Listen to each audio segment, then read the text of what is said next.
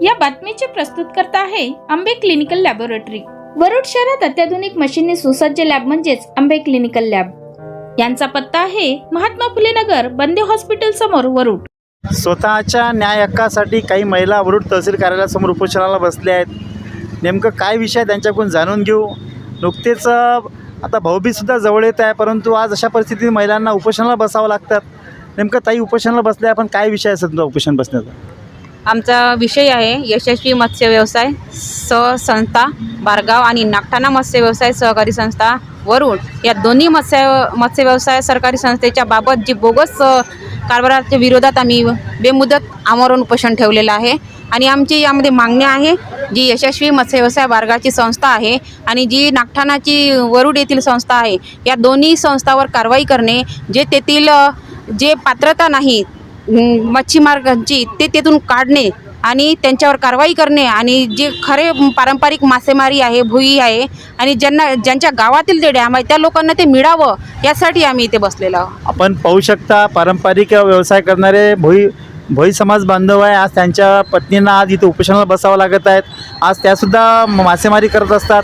आज त्यांच्या न्यायकासाठी त्या तहसील कार्यालयात उपोषणाला बसल्या आहेत। ताई, नेमकं तुमची काय मागणी आहे?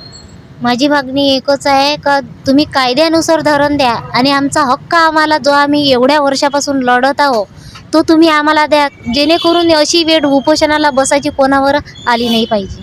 नेमकं ताई तुमची काय मागणी आहे?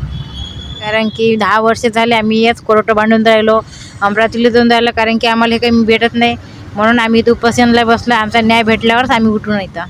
आपण पाहू शकता वरुड तहसील कार्यालयासमोर आज काही महिला उपोषणाला बसल्या आहेत। त्यांच्या न्याय हक्कासाठी त्या उपोषणाला बसल्या, संविधानिक पद्धतीने त्या उपोषणाला बसल्या आहेत। परंतु त्यांच्यासोबत एक माय माऊली कशी असतात, आज आईसोबत छोटंसं बाळसुद्धा उपोषणाला बसलं आहे, म्हणजे त्यांच्यासोबत छोटंसं बाळसुद्धा आहे। आपण पाहू शकता बाळाला घेऊन उपोषणाला बसल्या आहेत त्या काय छोट्याशा बाळाला घेऊन बसल्या तुम्ही उपोषणाला, काय सांगू शकाल?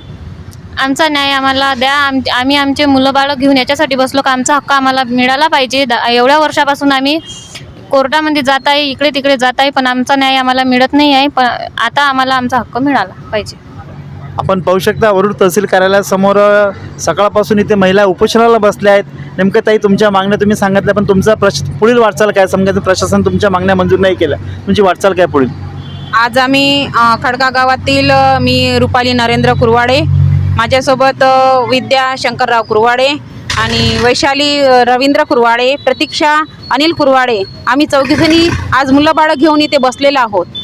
परंतु आम्हाला न्याय मिळाला नाही, यापुढे आमची एकच मागणी आहे, सदरील संस्थेवर कारवाई झाली पाहिजे आणि आज आम्हाला आमच्या हक्काचं धारण आम्हाला मिळालंच पाहिजे। वरुड तहसील कार्यालयाला उपोषणाला बसले आहेत। त्यांनी बोलून दाखवलं की आमची जी मागणी आहे ती आम्हाला आमचं हक्काचं धरण आम्हाला मिळालं पाहिजे।